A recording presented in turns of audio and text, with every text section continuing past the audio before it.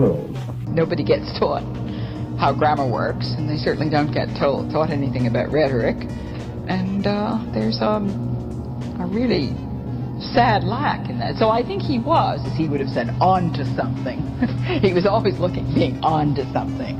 We have to find this out, he would say. We got to look up these things. But one of the other things that I did like about this is that he did have a very passionate moral sense of what he was doing and what he thought other people in education should be doing too. That we had a responsibility. And he identified with authors like satirists who did think they had a responsibility.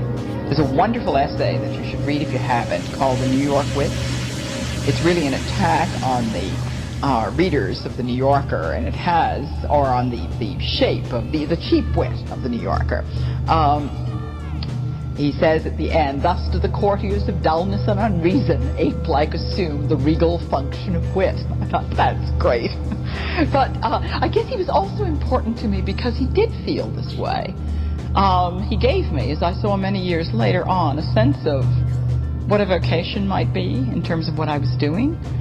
So that anything that diminished its being not only fun to read but hard to read, and it should be hard to read, so that it should be, and it should also be a communal adventure. That's why he loved these gin drinking sessions over Finnegan's Wake, because you have to have a whole lot of people reading Finnegan's Wake to have it make sense, and you have to read it out loud, and you have to read it to yourself.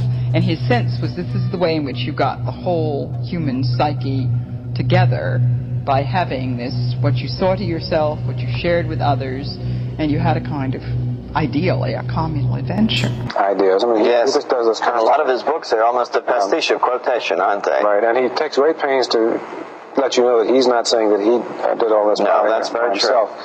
But he does have this kind of quality of monomania, and I think that's one reason he picks up adherents so fast, because he is a very serious person.